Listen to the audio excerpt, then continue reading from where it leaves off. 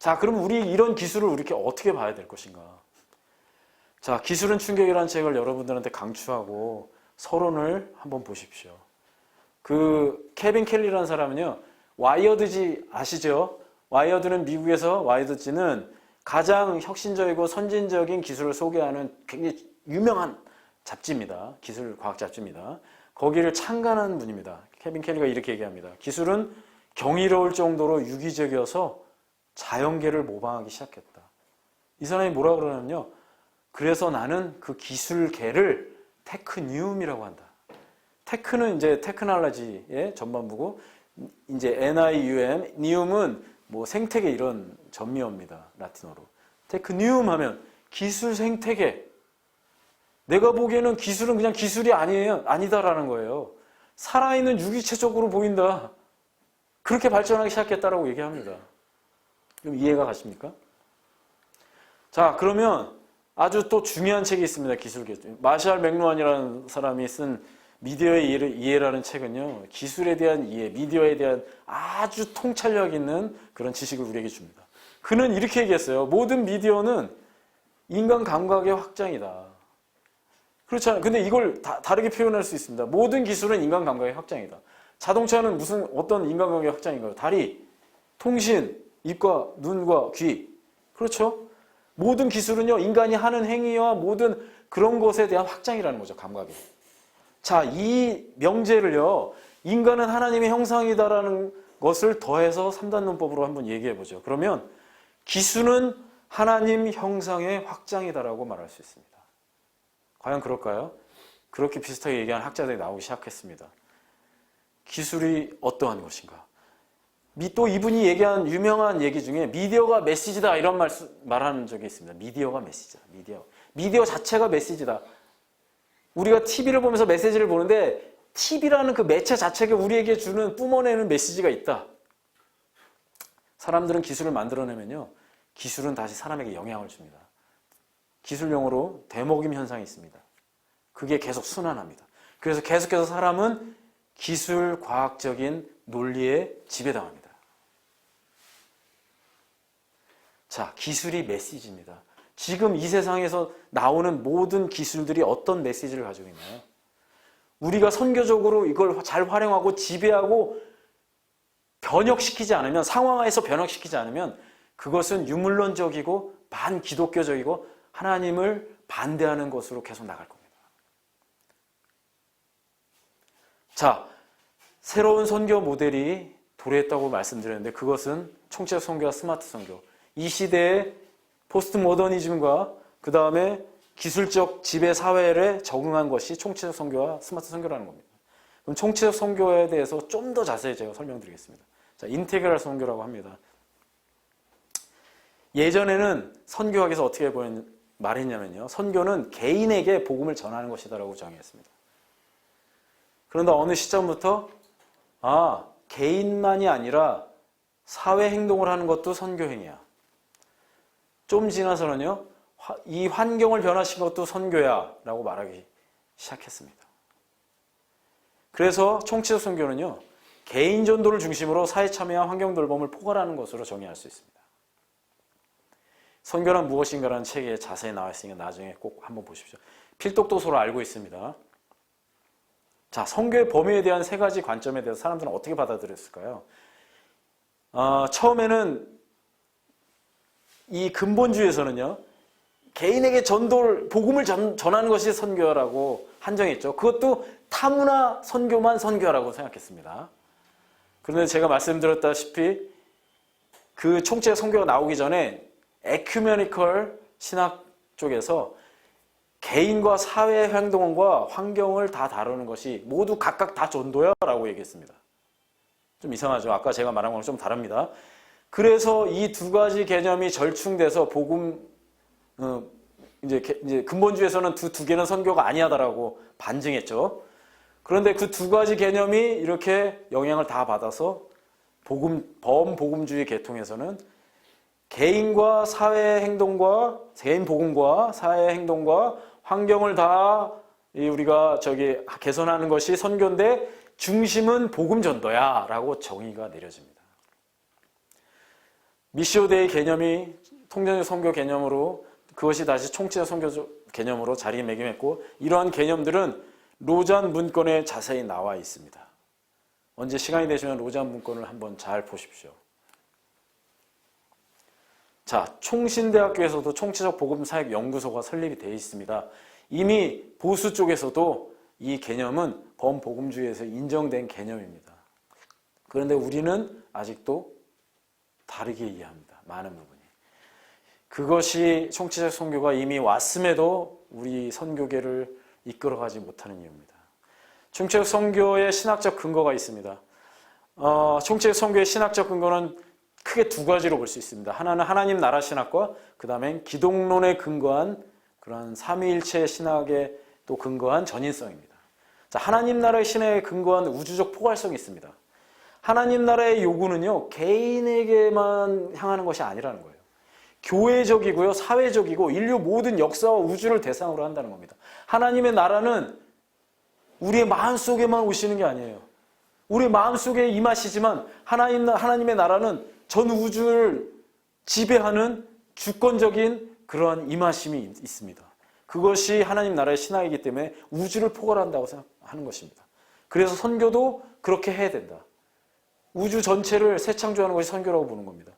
자, 기독론의 근거에서 보자면 전인성입니다. 전인성. 그건 뭐냐면 예수 그리스도께서 구속사역 가실 때 메시지만 정했습니까? 아니죠. 병든 자를 고치고 배고픈 자를 먹이시고 죽은 자를 살렸습니다. 그 모든 것이 전인적 선교라고 보고요. 이제 신학에서는요. 더 나아가 사회적 정의를 실천하는 것을 그의 완벽한 선교 모델로 봅니다. 그렇기 때문에 예수 그리스도의 성육신 자체가 전인적 사역의 원천이고 우리도 그렇게 사역해야 되고 사역 대상자에게도 그렇게 해야 된다고 생각하는 겁니다. 이 두 가지가 튼튼한 총체적 선교 신학의 근거입니다. 자, 이 선교에 대해서 아주 자세히 신학적으로 풀어간 건 아니고 구체적으로 어떻게 하는 것이 총체적 선교라고 말한 분이 있습니다. 제4의 선교 물결을 쓴 론 베임이란 그런 선교사님은요, 제4의 선교 물결의 특징이 이런 것이 있다. 모든 연령대가 선교한다. 모든 국적 사람들이 선교한다. 세상 모든 사람들에게 선교한다. 혁신적인 첨단 기술을 활용한다. 모든 성도가 선교사가 된다. 라고 말하고 있습니다. 자, 그러면 스마트 선교는 뭐냐? 스마트 선교는요, 총체적 선교를 기반으로 해서 기술 변화에 따른 굉장히 혁명적인 어떤 선교적 개념들이 생겨나기 시작합니다. 자, 총체적 선교는 우리가 계속 본 바와 같이 이런 것입니다. 이런 게 발전해서 모든 사람이 선교해야 한다, 그런 개념들이 다 나온 거예요. 자, 스마트 선교가 가진 총체성의 정의는요, 이렇습니다. 모든 사람을 향해 복음을 전하고 모든 사회 문제에 참여하며 피조 세계 전체를 돌보는 일에 선교의 부르심에 응답한 모든 거듭난 그리스도인이 언제 어디서나 자신의 전 인생의 삶을 통해 헌신하기 위해서 모든 도구와 수단과 방법을 동원하여 선교의 완성을 이루는 것이라고 저는 제가 정의해 봤습니다. 이 말 가운데 우리가 말하고자 하는 선교의 그 신학적 배경이 다 들어 있습니다. 자, 대상에 대한 총체성, 주체에 대한 총체성, 영역에 대한 총체성, 방법에 대한 총체성이 다 나와 있습니다. 그러니 스마트 선교는요, 이 총체적 선교가 가지고 있던 총체성을 좀 더 확장하고 심화하고 있습니다. 그것이 왜 가능할까요? IT가 그걸 가능하게 해줍니다. 아까도 제가 얘기했지만 온라인으로 내가 다가갈 수 없던 지구 저편에 내가 전혀 관계없던 사람들에게 복음을 전할 수 있습니다. 이 총체적인 어떠한 개념하에서 사람들이 이 모든 것들을 참여하기 시작할 때 그런 일들이 일어납니다. 심화됩니다. 자, 기독론의 근거에서 대상이 이렇게 정의할 수 있고요. 또 제자 사역에 대한 전인성을 통해서 또 하나님 나라 신학을 통해서 이렇게 정의할 수 있습니다. 자, 스마트 선교의 초월성이 있습니다. 서치 포 지저스가 그 초월적인 면이 있잖아요. 우리가 이제는 뭐 타문화 선교 이제는 할 수 없어. 이제 뭐 이슬람 선교는 어려워져. 그래서 전문인 선교가 대안이지만 이러한 선교 개념이 또 있다는 거죠. 자, 과학기술 발전에 대한 그러한 그런 과학기술을 도구로 해서 상황화한다면 우리는 이런 초월성을 가질 수 있습니다. 자, 스마트 선교의 전위성이 있습니다. 전위성은 뭐라고 하죠? 앞서 나가는 거죠. 대한민국 청소년의 복음화율은 몇 프로인가 하면 3%입니다. 그러면 이건 뭘 말하냐면요. 우리가 더 여기에 특별한 노력을 가하지 않는다면 한 5, 60년 지나면 대한민국은 미전도 종족이 된다는 얘기입니다. 선교학적으로 그렇습니다. 그러면 이거를 우리가 준비할 수 있습니다. 예전에는 어떠한 선교적 환경이 변하면 거기에 대처하는 것이 우리의 생각이었지만 혁신가들, 허슨 테일러 이런 분들은요. 그러한 개념을 뛰어넘어서 전위성을 발휘했고 또 타당성을 논했지만 우리는 다가올 수 있는 선교적 위험, 위기 이것들을 준비할 수 있습니다. 전위성이 있다는 거죠. SBS라는 저희 FM이 선교에서 하는 스마트 선교 스쿨이 있습니다. 이 스쿨의 유스 클래스를 시도해 보려고 하는데 이 유스 클래스를 시도하는 이유는 궁극적 이유는 이겁니다. 다음 세대를 선교할 사람들은 우리가 아니라 다음 세대다. 그들을 훈련시킨다면 언젠가 대부흥의 시기가 올 것이다. 그러한 전위적으로 우리가 선교적 전략을 짜지 않는다면 우리에게 미래가 없습니다. 자, 포스트 모더니즘의 전위성에 대한 상황화, 그 다음에 과학기술 발전에 대한 상황화를 우리는 이룰 수 있습니다. 그것이 바로 스마트 선교입니다.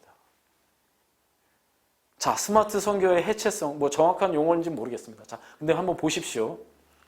개인주의, 탈중앙화, 탈권익, 절대진리 거부, 상대주의 이런 것들이 이 포스트 모던의 반기독교적 요소라고 얘기를 합니다. 그러나 중요한 거는 포스트 모던의 어떠한 세계는요. 굉장히 기독교적인 추구하는 바와 굉장히 흡사합니다. 우리는 포스트 모던을 경험하기 전에 모더니즘을 경험했는데요. 모더니즘에서는요. 이성주의로 인해서 반기독교적인 세력이 나왔습니다. 계몽주의가 탄생했습니다.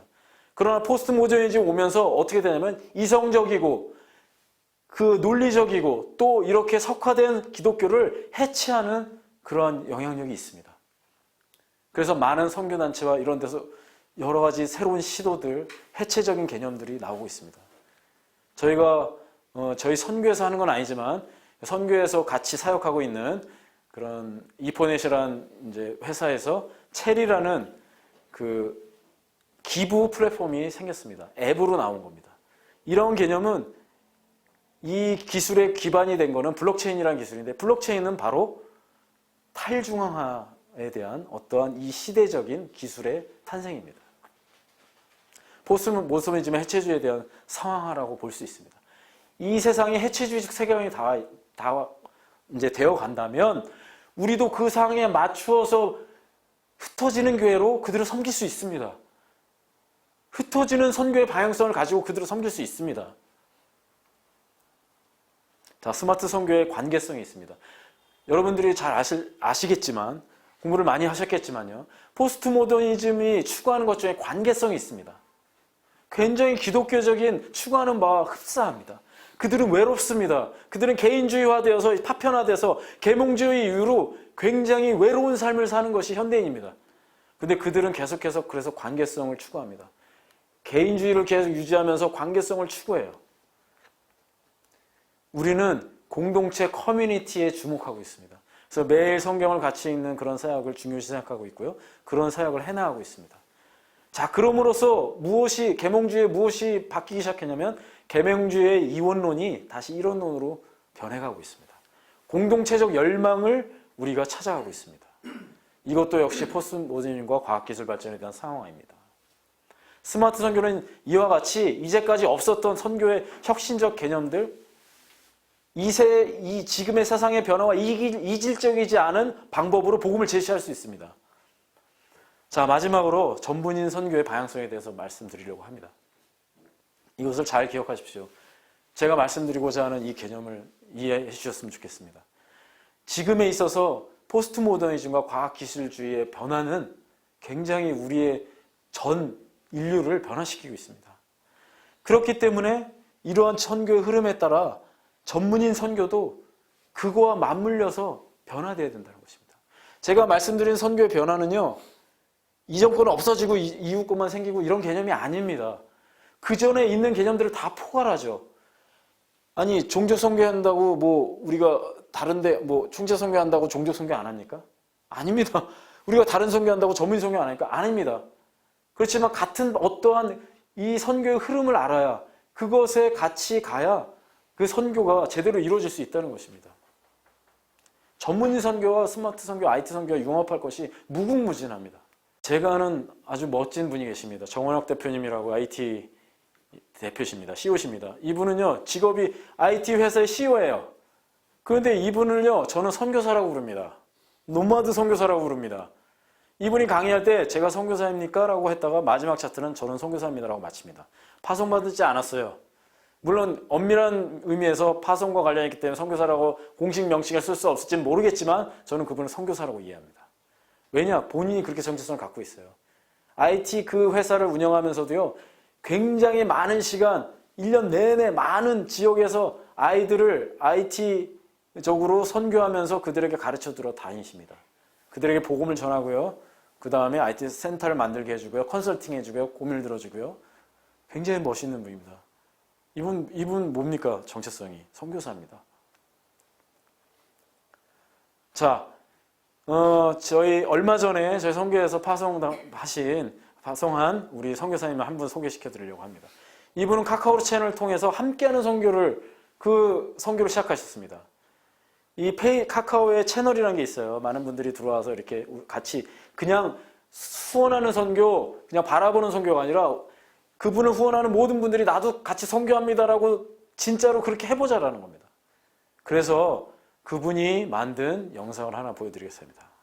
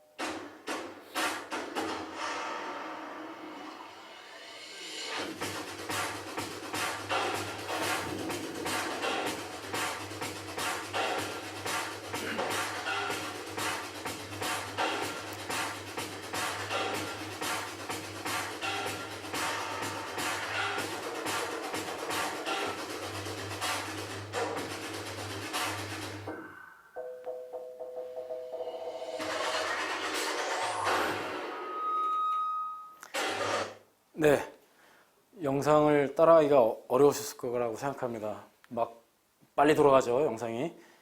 이것도 현 세대에게 적응한 도구였습니다.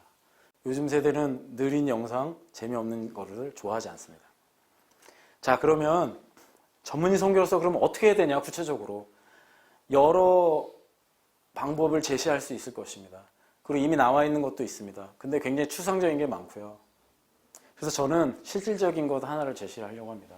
이런 방법이 조금 어색할 수도 있습니다. 그런데 저는 한번 여러분들이 깊이 생각해보고 시도해봤으면 좋겠는데요. 바로 뭐냐면 이 시대에 정응하기 위해서 우리 모두가 디지털 트랜스포메이션 해야 된다는 거예요. 디지털 트랜스포메이션은요, 지금 기업과 모든 조직에서 부르짖는 캐치프레이즈입니다. 우리가 이 시대에 적응하자는 겁니다. 그러면 전문의 선교를 하든 전방 개총 선교를 하든 우리는 디지털 트랜스포메이션 해야 됩니다. 제가 얼마 전에 난민 선교대를 갔다 왔는데요. 난민들을 직접 만났습니다. 그 어려운 아프간 난민들이요, 아이들이 스마트폰을 다 가지고 있습니다. 스마트폰이 없는 애들은요, 몇 달씩 노동을 해서라도 삽니다. 이 시대에는 스마트 사회이기 때문에 우린 그것에 대해서 적응해야 되고, 난민 선교의 주제도 스마트 선교였습니다. 자, 그러면 구체적으로 제가 한번 제시를 한 가지 하려고 합니다. 이 책을 한번 기억해 주십시오. 디지털 트랜스포메이션 생존 전략이라는 책인데, 이 좋은 책이 다 그렇듯이 이 책도 한 가지 어떠한 주제를 딱 설정해서 그것을 계속 파고듭니다. 심화합니다. 디지털이 바꾸는 5가지 생존 전략, 그래서 5가지를 바꿔야 된다 얘기합니다. 이거를 기업적인 측면에서 썼지만 우리는 선교적 상황으로 제가 환원해서 제가 말씀드리려고 합니다. 디지털 세상에서는요, 대규모 시장으로 고객 네트워크를 이제 변환해서 봐야 된다는 거죠. 그러니까 고객을 대규모 시장이라고 보지 말고 고객 네트워크로 봐야 된다. 무슨 얘기냐면요, 고객을 단일군으로 이해하지 말라는 겁니다. 굉장히 개성으로 뭉치는 어떤 네트워크 무리들, 이렇게 이해된다고 얘기하는 겁니다. 우리는 어떻게 이것을 환원할 수 있을까요? 선교 대상자들을 단일군이나 집합이나 파편화된 개인으로 보지 않고 다양한 개성을 가진 어떤 유형의 네트워크 유형들로 우리가 좀 더 계속해서 연구해야 된다는 것입니다. 그래, 이런 사람들, 제가 난민 선교로 이제 어떤 지역에 갔는데요. 그 호텔에 5성급 호텔이었는데 저희가 다 대회를 마치고 빠져나오려고 할 때 바이커들이 호텔을 점령했습니다. 아니, 호텔의 한 90%가 바이커예요. 온몸에 문신을 하고. 근데 어디서 왔냐? 미국, 폴란드, 유럽 전역, 영국, 아이슬란드 전역에서 그 나라로 다 왔습니다. 도대체 그 돈을 어떻게 들였으며 휴가를 그렇게 길게 어떻게 놨으며 이렇게 투어를 하는지 라이딩을 하는지 이해가 가지 않는데 그걸 너무 좋아하니까 그렇게 뭉쳐있다는 거죠. 그런 사람들의 심리나 그런 사람들의 어떤 것을 우리가 알지 못하고 그런 사람들을 전달할 수 있을까요? 아니면 전도해서 배제될 무리인가요? 아니죠. 그렇기 때문에 우리는 사람들의 문화적 특성으로 뭉친 문화적 종족을 이해해야 됩니다. 자, 아미 아시나요? 아미? BTS의 팬들 전 세계적으로 있습니다. 어디에나 있습니다. 개발도상국에도 있습니다. 미국에도 있습니다. 근데 그들은 생각이 다 비슷해요. 자, 그리고 경쟁자, 협력자. 옛날에는 경쟁자는 경쟁자다 이렇게 생각했습니다. 그런데 비즈니스적으로 경쟁자가 협력자가 될 수도 있고 협력자가 경쟁자가 될 수도 있다. 이런 생각이 요즘의 디지털 트랜스포메이션 사적 사고방식입니다. 그러면 이걸 우리에게 어떻게 환원할 거예요? 목적과 목표가 다른 NGO들이나 같은 컨셉의 선교에 관해도 경쟁이 아닌 협력의 관계를 가져야 하는 플랫폼을 만들어야 된다는 것입니다. 난민 선교를 하는데요. 난민 선교를 하면서도 많은 스마트 선교와 융합이 이루어지는 걸 봤습니다. 중간에 브릿지 사역을 하는 분들이 있어요. 난민을 잘 이해 못하는 사람과 난민 선교를 하려고 그러는데 자원은 많은 선교회하고 연결해주는 사역만 하는 그런 사람들이 있습니다. 연합해야 된다는 겁니다. 자, 우물 파주는 NGO와 선교회. 이건 뭡니까? 우물 파주는 NGO들이 있어요. 선교에도 우물 파주는 데가 있잖아요. 둘이 같이 하면은 경쟁자 되잖아요. 그죠? 협력 관계로 돌아서면 어떻게 될까요? 같이 할 수 있죠. 같이. 그런데 우리는 중복 투자를 많이 합니다. 선교에서. 자, 데이터의 생성. 선교에서 데이터는 매우 중요합니다. 우린 빅데이터를 활용해야 되는 걸 알고 있지만 선교에서는 전혀 별 필요 없는 일로 여기지만 그렇지 않습니다. 제가 자꾸 난민 선교를 하게 되는데요. 난민 선교 선교사님들이 모여서요. 자기가 있는 자료들을 이렇게 다 모아서 빅데이터화하고 그걸 언제든지 쓸 수 있었으면 좋겠다는 얘기를 너무 많이 합니다. 왜냐하면 많은 종족들을 섬겨야 되는데 난민들을 수용하는 국가에서 많은 나라에서 오는데 그들의 이 아프간 사람들을 만나다가 또 갑자기 이런 사람들 만나는데 이런 자료는 없어. 차로 찾다가 시간 보내고 빅데이터가 필요하다는 겁니다. 자, 그리고 혁신이 필요한데 예전에는요. 혁신하기 했습니다. 비즈니스계에서는 계속 혁신했어요. 선교계도 계속 혁신했어요. 그런데 혁신 프로세스가 돈이 많이 듭니다. 그런데 이제는 저자원의 어떤 혁신 프로세스를 가져야 된다는 겁니다. 그러니까 빨리빨리 변하는. FMC도 그런 걸 시도하고 있습니다. 워킹그룹이라고 소수의 사람들이 모여서 이런 선교 해보면 되지 않습니까? 라고 했을 때 한번 해보십시오라는 걸 만들려고 합니다. 어떻게 보면은 기업 내 기업가 정신, 요새에서 많이 키우죠. 그런 것과 같은 것입니다. 이런 것들이 자꾸 있어야 혁신이 체질화돼야 조직을 변화시키고 혁신적 선교를 할 수 있다는 것입니다. 자, 가치 명제의 고정. 확장할 수 있다는 거죠. 예전에는 우리가 복음을 전해서 복음의 가치가 무엇이야? 라고 하면은 아주 단순하게 이해하고 그것을 반복했습니다. 그러나 이제는요, 복음과 선교에 대한 가치 명제를요, 무한히 확장하고, 무한히 다양하고, 무한히 다채롭게 전할 수 있습니다. 그렇게 해야만 사람들은 반응한다는 것입니다. 그것이 안 되는 것이 아니라 우리가 시도하지 않았다는 것입니다. 자, 이 모든 것이 뭐 기업과 선교회에만 해당하는 것처럼 하지만 개인에게도 해당하는 일입니다. 우리는 연합해야 되고요. 가치를 계속 새롭게 전할 수 있는 능력을 길러야 되고요. 여러 가지 연합해야 되고요. 여러 가지 일들을 다 할 수 있습니다. 자, 그러기 위해서 FMNC는요, SBS라는 스마트 비전 스쿨이라는 스마트 선교 스쿨을 하고 있습니다. 여러분과 같이 공부합니다. 자, 이 SBS 잠깐만 말씀드리고 제가 마치도록 하겠습니다. 혹시 관심이 있으신 분들 소개시켜 달라고 말씀드린 겁니다. 이 선교의 특징이 있습니다. 특별한 점이 있는데요. 하나는 여러 가지 유형이 있다는 것입니다. 클래스가 있다는 것입니다. 스탠다드 클래스와 함께 시니어들을 위한 스마트 선교를 할 수 있는 방법론을 가르쳐 드리고요. 그 다음에 유스 클래스가 있습니다. 아주 젊은 사람들, 디지털 학습 능력이 뛰어난 사람들을 대상으로도 합니다. 자, 특별한 점 두 번째는요. 우리가 GNM이란 그런 선교단체에서 그랜트 프로그램으로 후원을 받습니다. 자, 많은 고액의 후원을 받는다면 어떻게 할까요? 그 단체는 검증을 하겠죠. 그 검증에 합당하게 우리가 운영되는, 그러니까 안심할 수 있는 그런 이제 선교 훈련이라는 것입니다. 마지막으로 세 번째는, 자, 2019년에 우리가 교회 단독 선교 훈련으로 이제 우리가 성장했고, IT 업계에서도, IT 회사에서도 선교 훈련을 했습니다. 올해는 여러 가지 이 지금 코로나 사태 때문에 연기되고 있지만 여러 대형 교회들이나 그런 교회들이랑 협의 중에 있습니다. 이렇게 다양한 채널로 원하는 대로 커스터마이징해서 선교 교육을 해나갈 수 있다는 것입니다. 이 특별한 장점입니다. 자, 마무리를 하겠습니다. 강의의 결론은 제가 처음에 연역적으로 시작했죠. 마무리도 같습니다. 이 말이 어떤 것들을 함축하고 있는지 기억해 주시기 바랍니다.